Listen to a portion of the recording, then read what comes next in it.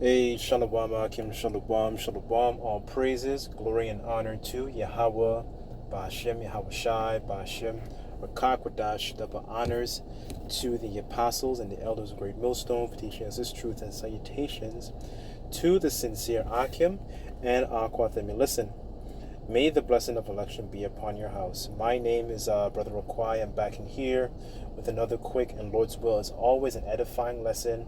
And for today's lesson, I just wanted to read through a little bit of this story of a woman who grabbed Yahawashi's clothing, right? And because we were speaking in regards to the topic of healing, we were speaking in regards to yesterday, our indoor.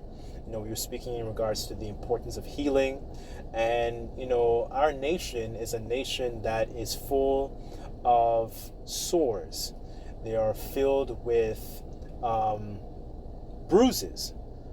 And, the remedy is being pushed out, very, very frequently, via, these videos on the internet and, live lessons and so on and so forth, for our people to actually get some kind of comfort and some type of healing. But our people, they don't seem to understand that, a healing process requires, it doesn't always feel good, but it gives you the type of comfort. And the way that Esau is doing it, through his different miracles and technology, he's not somebody who really cares about, your healing. He already just cares about your downfall, right? And the scriptures talk about turn thou, O Jacob, that thou mayest be illuminated, because the way things are going in this world, Esau wants to essentially be like the Most High in trying to so-called heal you, but his healing doesn't actually bring forth comfort, and it doesn't actually give you proper understanding as to why you're in this condition, right? But nevertheless, I kind of just wanted to read through this story, and Lord's will is always this will be edifying, right? So this is the book of Luke, chapter 8. I'll start at verse 43 and I'll read down. And Lord's will is always this lesson may be edifying, right? And it says, and a woman having an issue of blood 12 years, which had spent all her living upon physicians, neither could be healed of any. And it says, verse 44, came behind him and touched the border of his garment, and immediately, her issue of blood stanched. Right? So let me actually get that word, just for edification's sake. I'm going to go to the etymology, so just bear with me on this. Let me just pull this up here.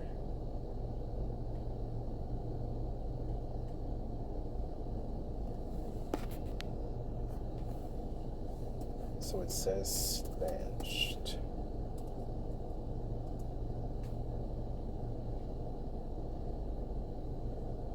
Okay, so stanch is a verb, and it says to stop the flow of. It says to cause cessation. So cessation goes back to the word cease, meaning to stop, right? So for example, when you hear about menopause, it's a phenomenon which is a cessation of when a woman is no longer able to that essentially that door where she actually receives her period for those many years, that stops. So she's no longer able to bring forth children, right? So that's what a cessation is. So it says cause a cessation of bleeding. It says cause the cease of flowing of blood, stop, hinder, extinguish, tire, drain. It says here, hold on, it says to pool. So it says cease, stagnate. So stagnate basically is kind of like a stopping, right? It says overcome, alleviate, cure, appease, put an end to pain, right? So it's essentially, it's a stop of the flow of something, right? So in her situation here, the issue of blood that she had, it stopped, right? So it says, and Yahawashi said, verse 45, who touched me?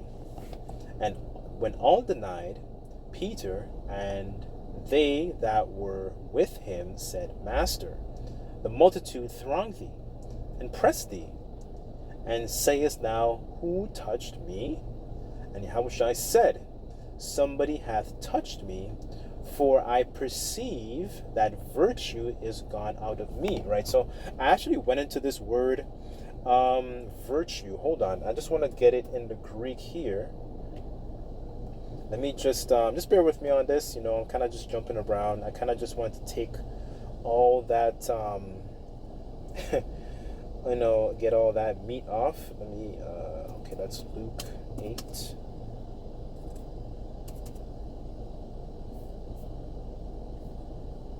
Okay, so let's go to the Greek in regards to that virtue. So that virtue, sorry.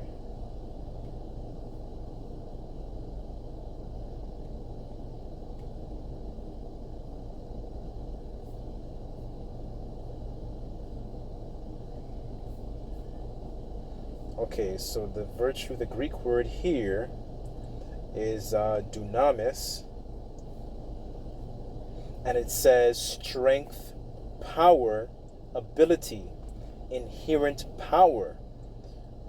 It says power residing in a thing by virtue of its nature, or which a person exerts and puts forth. It says power for performing miracles, right? So this is the power that Yahawashi had, right? And then the disciples eventually becoming apostles, when you go through the book of Acts, they were endued or imbued with that same power, right? I believe in Luke, the if you go through the 22nd chapter, if I'm not mistaken, it says they said tarry in Jerusalem and you to be endued with that power, right? So that is the power. And then the apostles, they were able to perform those same miracles. They were able to extend that same they were able to have that power also, right?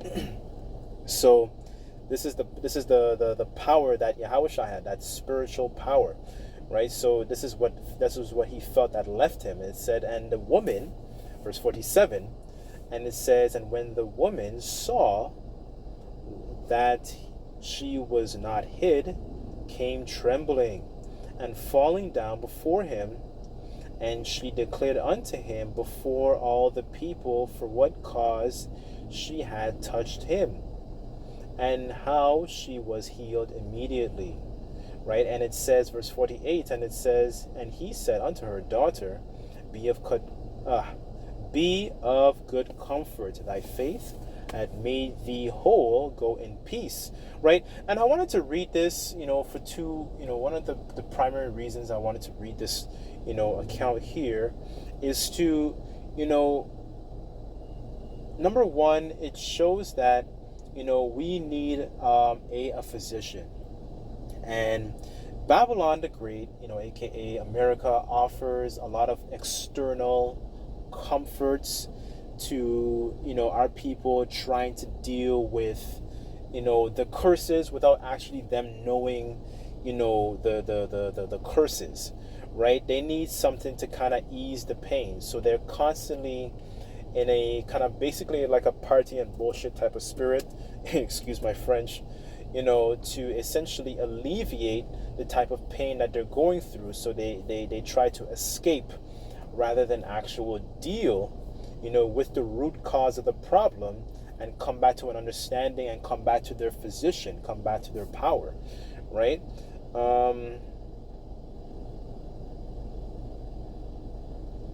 Where was it?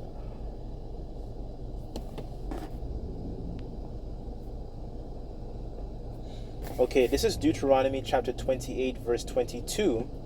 And it says, and the Lord Yahweh Bashmelshai shall smite thee with a consumption, with a fever, with an inflammation, with an extreme burning, and with the sword, and with blasting, and with mildew, and they shall pursue thee until thou perish. Right. So we'd be in a situation where we'd be smited, with all these different ailments, right? And we understand that, because even though we're smited, that we still need to be healed, right? But our people, they go through all these different external comforts, going by, like the scriptures describe in Job, where it says, "Ye are physicians of no value." Esau is a manifestation, or an example, I should say, of a physician of no value, because he's not offering you, and he's not offering you an explanation as to why you are in the position that you're in. How did you get here? And how do you actually reform and actually become more whole? Because that's the objective. The objective is to be more whole, right? So let me go to, that's pretty much the end of the story. I kind of just want to grab that, but let me just grab a few more here.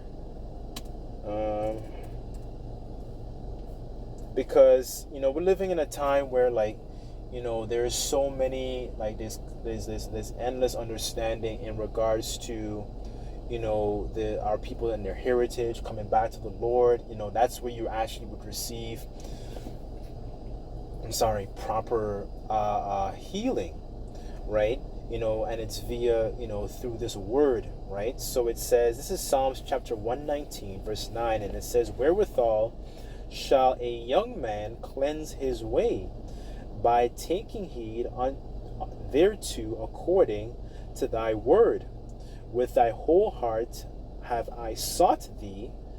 Oh, let me not wander from thy commandments," right? So, our people in a situation, where the word is being constantly, being pushed out, the internet, different languages, sign language, so on and so forth.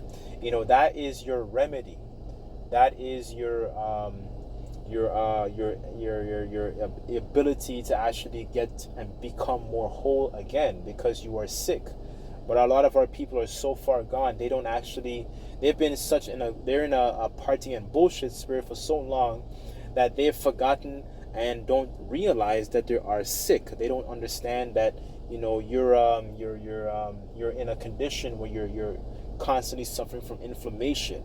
You have sores, you have bruises, and you're going to Esau, like when the scriptures talk about Lazarus and the rich man.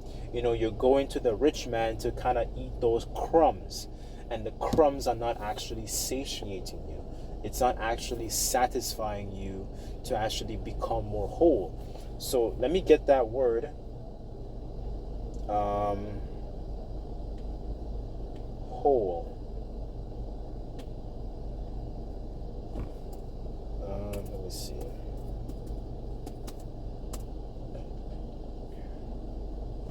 So this is whole in the etymology, and it says entire, unhurt, uninjured, safe, healed, sound, healthy, genuine, straightforward, undamaged. People are very, very damaged because they've been stricken, right? It says welfare.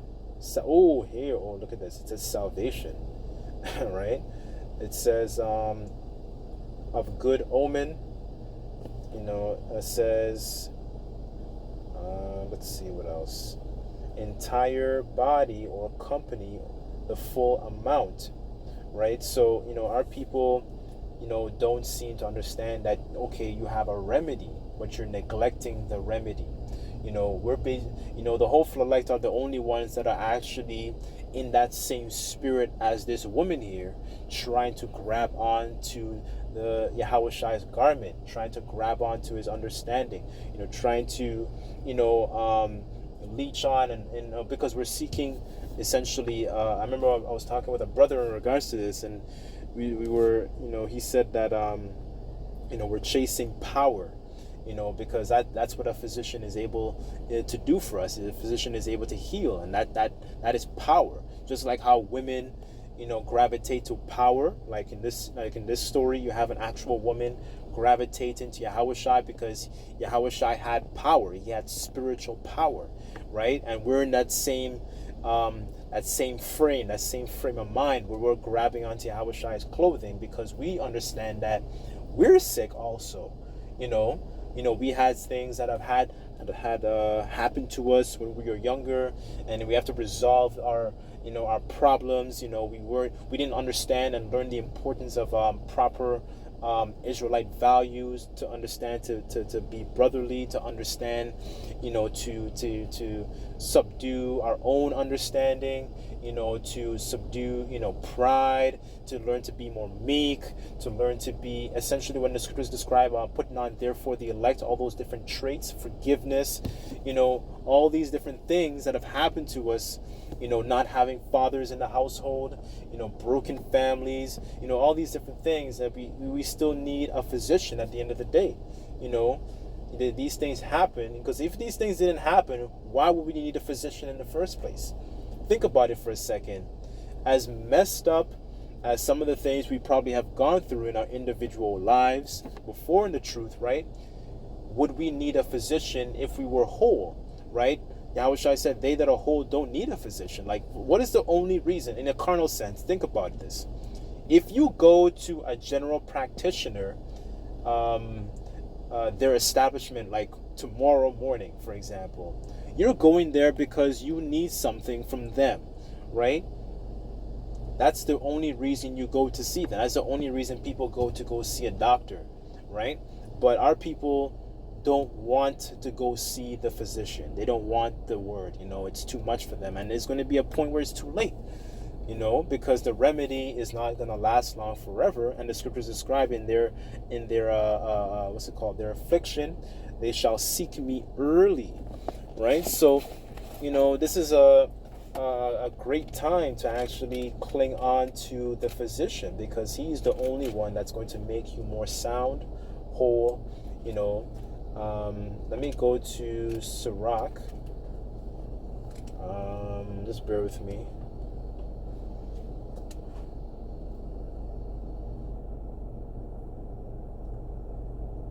Okay, I'll start at Sirach 38. This is verse 9, and it says, "My son, in thy sickness be not negligent." So essentially to be careless. Like in a carnal sense, yes, don't be negligent, eating all kinds of stuff and all that type of stuff. At the same time, even for myself sometimes, when I get physically sick, sometimes I get a little bit,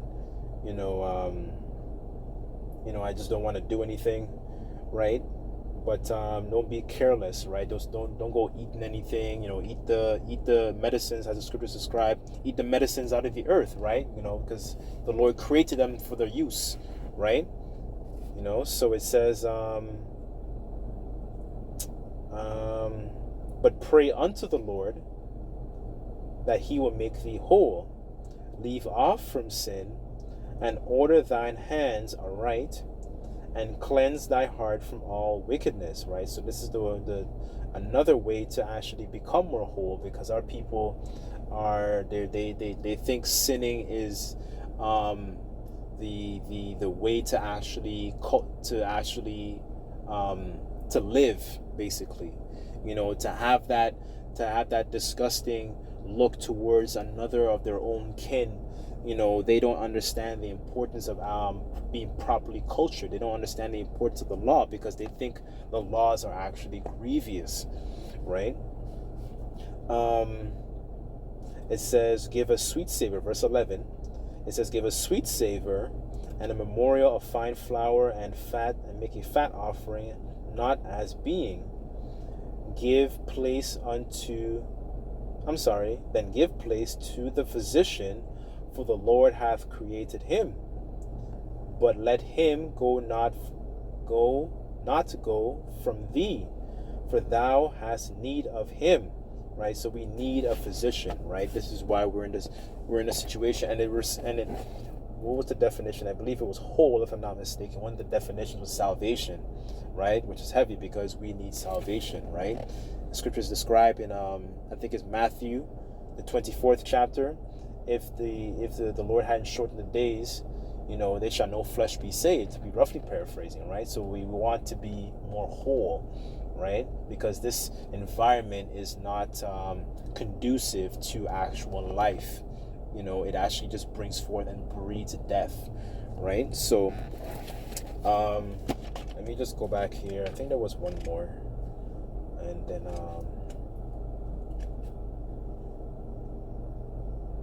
let's see.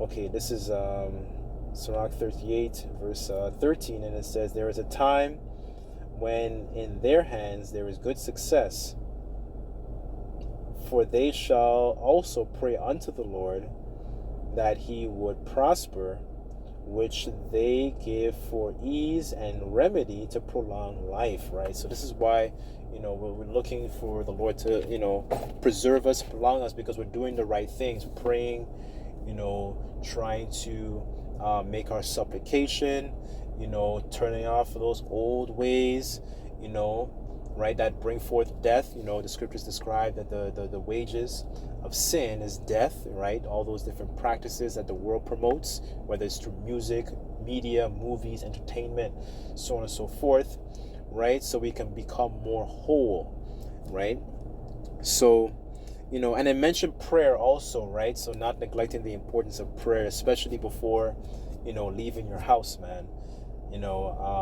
That was one of the things when you go into the account of one of our forefathers, King Hezekiah. When he got sick, one of the things he did, he prayed to the Lord, and his life was extended, right? His life was extended for about 15 years, right?